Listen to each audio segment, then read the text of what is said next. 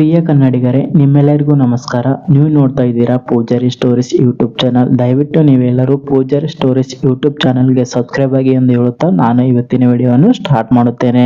ಇವತ್ತಿನ ವಿಡಿಯೋದಲ್ಲಿ ಟಾಟಾ IPL 2025ರ 10ನೇ ಮತ್ತು 11ನೇ ಪಂದ್ಯದ ಕುರಿತಾಗಿದೆ. ಹೌದು, 10ನೇಯ ಪಂದ್ಯದಲ್ಲಿ SRH ಮತ್ತು DC ತಂಡಗಳು ಮುಖಾಮುಖಿಯಾಗಿದ್ದವು. ಈ ಪಂದ್ಯದಲ್ಲಿ ಡೆಲ್ಲಿ ಕ್ಯಾಪಿಟಲ್ಸ್ ತಂಡವು 7 ವಿಕೆಟ್ಗಳಿಂದ ಭರ್ಜರಿಯಾದ ಗೆಲುವನ್ನು ಕಂಡಿದೆ, ಅದು ಹೈದರಾಬಾದ್ ತಂಡದ ವಿರುದ್ಧ. ಸಂಜೆ ನಡೆದ ಮತ್ತೊಂದು ಪಂದ್ಯದಲ್ಲಿ ಅಂದರೆ ಟಾಟಾ IPL 2025ರ 11ನೇ ಪಂದ್ಯದಲ್ಲಿ ರಾಜಸ್ಥಾನ ರಾಯಲ್ಸ್ ಮತ್ತು ಚೆನ್ನೈ ಸೂಪರ್ ಕಿಂಗ್ಸ್ ತಂಡಗಳು ಮುಖಾಮುಖಿಯಾಗಿದ್ದವು. ಈ ಪಂದ್ಯದಲ್ಲಿ ರಾಜಸ್ಥಾನ ರಾಯಲ್ಸ್ ತಂಡವು ಕೊನೆಯ ಓವರ್ನಲ್ಲಿ 6 ರನ್ಗಳಿಂದ ರೋಚಕವಾದ ಗೆಲುವನ್ನು ಕಂಡಿದೆ. ಹಾಗಾದರೆ ಈ ಎರಡು ಪಂದ್ಯಗಳ ಕುರಿತು ಇವಾಗ ನಾವು ನೋಡೋಣ. ಹೈದರಾಬಾದ್ ಮತ್ತು ಡೆಲ್ಲಿ ಕ್ಯಾಪಿಟಲ್ಸ್ ತಂಡಗಳ ನಡುವೆ ನಡೆದ ಪಂದ್ಯವು ವಿಶಾಖಪಟ್ಟಣಂನ doctor YS Rajasekhara Reddy cricket ಸ್ಟೇಡಿಯಂನಲ್ಲಿ ನಡೆಯಿತು. ಈ ಪಂದ್ಯದಲ್ಲಿ ಹೈದರಾಬಾದ್ ತಂಡದ ನಾಯಕ ಪ್ಯಾಟ್ ಕಮಿನ್ಸ್ ಅವರು ಟಾಸ್ ಗೆದ್ದು ಮೊದಲು ಬ್ಯಾಟಿಂಗ್ ಅನ್ನು ಆಯ್ದುಕೊಂಡಿದ್ದರು. ಕಾರಣ ಹೈದರಾಬಾದ್ ತಂಡದ ನಾಯಕ ಪ್ಯಾಟ್ ಕಮಿನ್ಸ್ ಅವರಿಗೆ ಈ ಸೀಸನ್ ನಲ್ಲಿ 300ಕ್ಕೂ ಅಧಿಕ ರನ್ ಗಳಿಸುವ ಗುರಿ ಹೊಂದಿದ್ದಾರೆ. ಹೀಗಾಗಿ ಮೊದಲು ಬ್ಯಾಟಿಂಗ್ ಗೆ ಇಳಿಸಲ್ಪಟ್ಟಿತ್ತು. ಹೈದರಾಬಾದ್ ತಂಡವು 300ರ ಗಡಿ ಆಸೆಯನ್ನು ಚ್ಯೂಟ್ ಹಾಕಿದ್ದು ಡೆಲ್ಲಿ ಕ್ಯಾಪಿಟಲ್ಸ್ ತಂಡದ ಮಧ್ಯಮ ವೇಗದ ಬೌಲರ್ ಮಿಚೆಲ್ ಸ್ಟಾರ್ಕ್ ಅವರು. ಹೌದು, ಈ ಪಂದ್ಯದಲ್ಲಿ ಅದ್ಭುತವಾದ ಪ್ರದರ್ಶನವನ್ನು ನೀಡಿದ ಮಿಚೆಲ್ ಸ್ಟಾರ್ಕ್ ಅವರು 5 ವಿಕೆಟ್ಗಳ ಗೊಂಚಲನ್ನು ಪಡೆದರು. ಡೆಲ್ಲಿ ತಂಡದ ಪರವಾಗಿ ಯಾವೊಬ್ಬ ವೇಗದ ಬೌಲರ್ 5 ವಿಕೆಟ್ ಪಡೆಯಲು ಸಾಧ್ಯವಾಗಲಿಲ್ಲ. ಇಲ್ಲಿಯವರೆಗೂ ಈ ಸಾಧನೆಯನ್ನು ಮಾಡಿದ ಮೊದಲ ವೇಗದ ಬೌಲರ್ ಎನಿಸಿಕೊಂಡರು ಮಿಚೆಲ್ ಸ್ಟಾರ್ಕ್ ಅವರು. ಹೈದರಾಬಾದ್ ತಂಡವು 18.4 ಓವರ್ಗಳಲ್ಲಿ ಎಲ್ಲ ವಿಕೆಟ್ಗಳನ್ನು ಕಳೆದುಕೊಂಡು 163 ರನ್ಗಳನ್ನು ಗಳಿಸಿತು. ಹಾಗಾದರೆ ಯಾವ ಬ್ಯಾಟ್ಸ್ಮನ್ ಹೆಚ್ಚು ರನ್ ಗಳಿಸಿದ್ದಾರೆ ಎಂಬುದನ್ನು ನಾವಿವಾಗ ನೋಡೋಣ. ಅಭಿಷೇಕ್ ಶರ್ಮಾ, ಟ್ರಾವಿಸ್ ಹೆಡ್, ಇಶಾನ್ ಕಿಶನ್, ನಿತೀಶ್ ಕುಮಾರ್ ರೆಡ್ಡಿ ಈ 4 ಬ್ಯಾಟ್ಸ್ಮನ್ಗಳು ಹೆಚ್ಚು ರನ್ ಗಳಿಸಲು ಸಾಧ್ಯವಾಗಲಿಲ್ಲ. ಇದಕ್ಕೆ ಕಾರಣ ಮಿಚೆಲ್ ಸ್ಟಾರ್ಕ್ ಅವರ ಅದ್ಭುತವಾದ ಬೌಲಿಂಗ್ ದಾಳಿ. ಹೌದು, ಅನಿಕೇತ್ ವರ್ಮಾ ಅವರು 41 ಎಸೆತಗಳಲ್ಲಿ 5 ಬೌಂಡರಿ ಮತ್ತು 6 ಭರ್ಜರಿ ಸಿಕ್ಸರ್ಗಳೊಂದಿಗೆ 74 ರನ್ ಗಳಿಸಿದರು. ಕ್ಲಾಸೆನ್ ಅವರು 32 ರನ್ ಗಳಿಸಿದರು. ಇದರಲ್ಲಿ 2 ಬೌಂಡರಿ 2 ಸಿಕ್ಸರ್ಗಳು ಒಳಗೊಂಡಿವೆ. ಹೌದು, ಇದು ಹೈದರಾಬಾದ್ ತಂಡದ ಬ್ಯಾಟಿಂಗ್ ವಿಭಾಗವಾಗಿದೆ. ಅಭಿಷೇಕ್ ಶರ್ಮಾ ಅವರು ಈ ಪಂದ್ಯದಲ್ಲೂ ಸಹ ವಿಫಲವಾದರು. ಹೌದು, ಹೈದರಾಬಾದ್ ತಂಡಕ್ಕೆ 163 ರನ್ಗಳಿಗೆ ಕಟ್ಟಿ ಹಾಕಿದ ಮಿಚೆಲ್ ಸ್ಟಾರ್ಕ್ ಅವರು 3.4 ಓವರ್ ಬೌಲಿಂಗ್ ಮಾಡಿ 35 ರನ್ ನೀಡಿ 5 ಭರ್ಜರಿ ವಿಕೆಟ್ಗಳನ್ನು ಪಡೆದುಕೊಂಡರು. ಹೌದು, ಮೋಹಿತ್ ಶರ್ಮಾ ಅವರು 1 ವಿಕೆಟ್ ಪಡೆದರು. ಕುಲ್ದೀಪ್ ಯಾದವ್ ಅವರು 3 ವಿಕೆಟ್ ಪಡೆದರು. ಈ 3 ಬೌಲರ್ಗಳ ಅದ್ಭುತ ಪ್ರದರ್ಶನದಿಂದಾಗಿ ಹೈದರಾಬಾದ್ ತಂಡವು ಕೇವಲ 163 ರನ್ಗಳಿಗೆ ಸೀಮಿತಗೊಂಡಿತು. ಹೌದು, 164 ರನ್ಗಳ ಟಾರ್ಗೆಟ್ ಗುರಿಯನ್ನು ಬೆನ್ನು ಹತ್ತಿದ ಡೆಲ್ಲಿ ಕ್ಯಾಪಿಟಲ್ಸ್ ತಂಡವು 16 ಓವರ್ಗಳಲ್ಲಿ 3 ವಿಕೆಟ್ ಕಳೆದುಕೊಂಡು 166 ರನ್ ಗಳಿಸಿ 7 ವಿಕೆಟ್ಗಳಿಂದ ಭರ್ಜರಿಯಾದ ಗೆಲುವನ್ನು ಕಂಡಿತು, ಅದು SRH ತಂಡದ ವಿರುದ್ಧ. ಹೌದು, ಡೆಲ್ಲಿ ಕ್ಯಾಪಿಟಲ್ಸ್ ತಂಡವು ಯಾವ ರೀತಿ ಇನ್ನಿಂಗ್ಸ್ ಕಟ್ಟಿ ಗೆಲುವನ್ನು ಕಂಡಿತು ಎಂಬುದನ್ನು ನಾವು ಇವಾಗ ತಿಳಿದುಕೊಳ್ಳೋಣ. ಡೆಲ್ಲಿ ಕ್ಯಾಪಿಟಲ್ಸ್ ತಂಡದ ಪರವಾಗಿ ಜೇಕ್ ಫ್ರೇಷರ್, ಗುರ್ಕ್ ಅವರು ಮತ್ತು ಡ್ಯುಪ್ಲೆಸಿಸ್ ಅವರು ಇನ್ನಿಂಗ್ಸ್ ಅನ್ನು ಆರಂಭಿಸಿದರು. ಈ ಇಬ್ಬರು ಜೋಡಿ 81 ರನ್ಗಳ ಬೃಹತ್ ಮೊತ್ತವನ್ನು ಕಲೆ ಹಾಕಿತು. ಹೌದು, ಇದು ಡೆಲ್ಲಿ ಕ್ಯಾಪಿಟಲ್ಸ್ ತಂಡಕ್ಕೆ ಗೆಲುವಿನ ಹಾದಿಯನ್ನು ಮಾಡಿಕೊಟ್ಟಿತು. ಹೌದು, ಜೇಕ್ ಫ್ರೇಷರ್, ಗುರ್ಕ್ ಅವರು 38 ರನ್ ಗಳಿಸಿದರು. ಹೌದು, ಇದರಲ್ಲಿ 4 ಬೌಂಡರಿ ಮತ್ತು 2 ಭರ್ಜರಿ ಸಿಕ್ಸರ್ಗಳು ಒಳಗೊಂಡಿವೆ. ಡ್ಯುಪ್ಲೆಸಿಸ್ ಅವರು 50 ರನ್ ಗಳಿಸಿದರು. ಹೌದು, 27 ಎಸೆತಗಳಲ್ಲಿ 3 ಬೌಂಡರಿ 3 ಭರ್ಜರಿ ಸಿಕ್ಸರ್ಗಳೊಂದಿಗೆ ಅರ್ಧಶತಕವನ್ನು ಸಿಡಿಸಿದರು ಡ್ಯುಪ್ಲೆಸಿಸ್ ಅವರು. ಅಭಿಷೇಕ್ ಪೋರೆಲ್ ಅವರು 34 ರನ್ ಗಳಿಸಿದರು, ಔಟ್ ಆಗದೆ ಉಳಿದರು. KL ರಾಹುಲ್ ಅವರು 15 ರನ್ ಗಳಿಸಿದರು. ಸ್ಟಬ್ಸ್ ಅವರು 21 ರನ್ ಗಳಿಸಿ ಔಟ್ ಆಗದೆ ಉಳಿದರು. ಡೆಲ್ಲಿ ಕ್ಯಾಪಿಟಲ್ಸ್ ತಂಡದ ಬ್ಯಾಟ್ಸ್ಮನ್ ಗಳ ಅದ್ಭುತವಾದ ರನ್ ಗಳ ಕೊಡುಗೆಯಿಂದ ಸುಲಭವಾದ ಗೆಲುವನ್ನು ಕಂಡಿತು, ಅದು ಹೈದರಾಬಾದ್ ತಂಡದ ವಿರುದ್ಧ.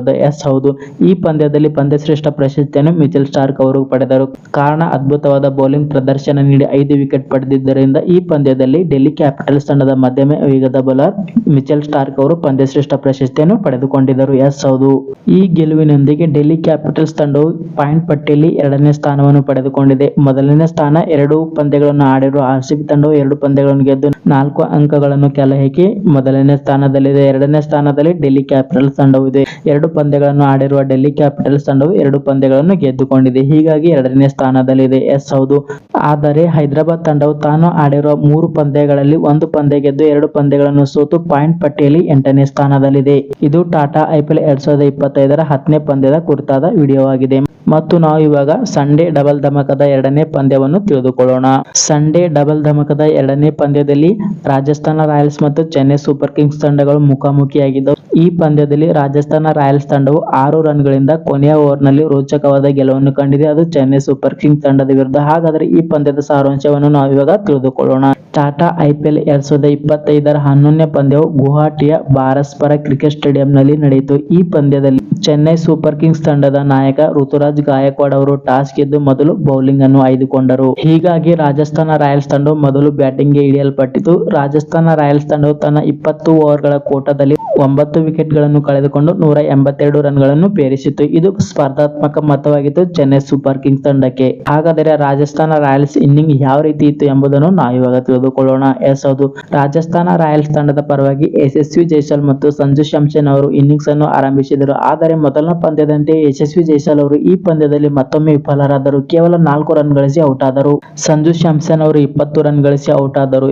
ನಿತೀಶ್ ರಾಣಾ ಅವರು ಭರ್ಜರಿಯಾದ ಅರ್ಧಶತಕವನ್ನು ಸಿಡಿಸಿದರು. ಹೌದು, 36 ಎಸೆತಗಳಲ್ಲಿ 10 ಬೌಂಡರಿ ಮತ್ತು 5 ಭರ್ಜರಿ ಸಿಕ್ಸರ್ಗಳೊಂದಿಗೆ ನಿತೀಶ್ ರಾಣಾ ಅವರು 81 ರನ್ ಗಳಿಸಿದರು. ಅಶ್ವಿನ್ ಅವರ ಬೌಲಿಂಗ್ ನಲ್ಲಿ ಧೋನಿ ಸ್ಟಂಪ್ ಮಾಡುವುದರ ಮುಖಾಂತರ ನಿತೀಶ್ ರಾಣಾ ಅವರಿಗೆ ಗೆ ದಾರಿ ತೋರಿಸಿದರು ಚೆನ್ನೈ ಸೂಪರ್ ಕಿಂಗ್ಸ್ ತಂಡ. ಹೌದು, ರಿಯಾನ್ ಪರಾಗ್ ಅವರು 37 ರನ್ ಗಳಿಸಿದರು. ಧ್ರುವ ಜೋರೆಲ್ ಅವರು ಕೇವಲ 3 ರನ್ ಗಳಿಸಿದರು.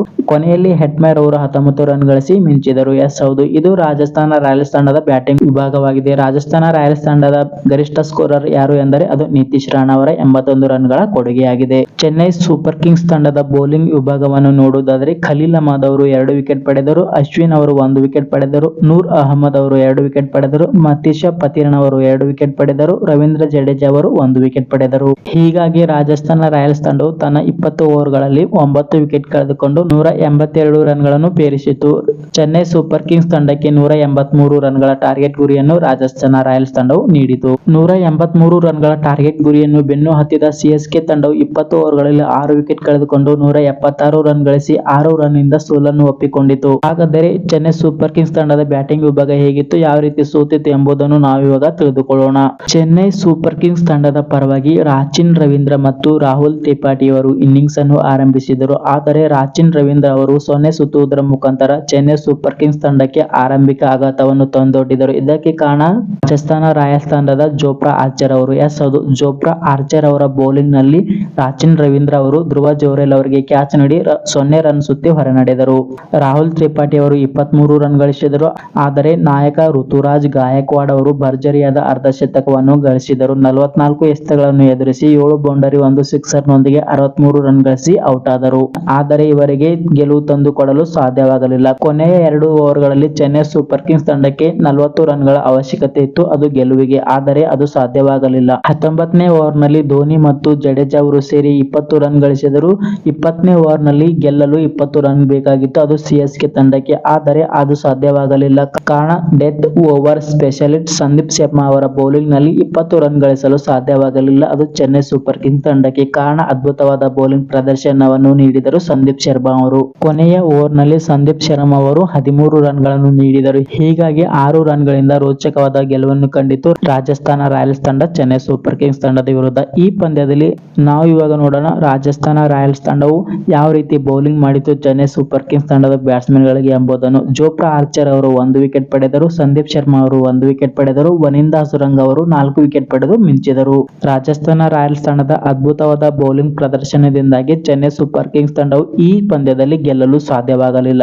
ಹೀಗಾಗಿ 6 ರನ್ಗಳಿಂದ ಸೋಲನ್ನು ಒಪ್ಪಿಕೊಂಡಿತು ಚೆನ್ನೈ ಸೂಪರ್ ಕಿಂಗ್ಸ್ ತಂಡ. ಈ ಪಂದ್ಯದಲ್ಲಿ ಬ್ಯಾಟಿಂಗ್ ನಲ್ಲಿ ಅದ್ಭುತವಾದ ಪ್ರದರ್ಶನವನ್ನು ನೀಡಿದ ನಿತೀಶ್ ರಾಣಾ ಅವರು ಪಂದ್ಯ ಶ್ರೇಷ್ಠ ಪ್ರಶಸ್ತಿಯನ್ನು ಪಡೆದುಕೊಂಡರು. ಹೌದು, ಈ ಪಂದ್ಯದ ಮುಖಾಂತರ ರಾಜಸ್ಥಾನ ರಾಯಲ್ಸ್ ತಂಡವು ತಾನು ಆಡಿರುವ 3 ಪಂದ್ಯಗಳಲ್ಲಿ 1 ಪಂದ್ಯ ಗೆದ್ದು 2 ಸೋಲುಗಳೊಂದಿಗೆ ಪಾಯಿಂಟ್ ಪಟ್ಟಿಯಲ್ಲಿ 9ನೇ ಸ್ಥಾನದಲ್ಲಿದೆ. ಅದೇ ರೀತಿ ಚೆನ್ನೈ ಸೂಪರ್ ಕಿಂಗ್ಸ್ ತಂಡವು ತಾನು ಆಡಿರುವ 3 ಪಂದ್ಯಗಳಲ್ಲಿ 1 ಪಂದ್ಯ ಗೆದ್ದು 2 ಪಂದ್ಯ ಸೋಲಿನೊಂದಿಗೆ ಪಾಯಿಂಟ್ ಪಟ್ಟಿಯಲ್ಲಿ 7ನೇ ಸ್ಥಾನದಲ್ಲಿದೆ. ಇದು ಟಾಟಾ ಐಪಿಎಲ್ 2025ರ 11ನೇ ಪಂದ್ಯದ ಕುರಿತಾದ ವಿಡಿಯೋ ಆಗಿದೆ. ದಯವಿಟ್ಟು ನೀವೆಲ್ಲರೂ ನನ್ನ ಚಾನಲ್ಗೆ ಸಬ್ಸ್ಕ್ರೈಬ್ ಆಗಿ ಮತ್ತು ಶೇರ್ ಮಾಡಿ ಎಂದು ಹೇಳುತ್ತಾ ನಾನು ಇವತ್ತಿನ ವಿಡಿಯೋವನ್ನು ಮುಗಿಸುತ್ತೇನೆ. ಮತ್ತೆ ಮುಂದಿನ ವಿಡಿಯೋದೊಂದಿಗೆ ನಿಮ್ಮನ್ನು ಭೇಟಿಯಾಗುತ್ತೇನೆ. ನಮಸ್ಕಾರ.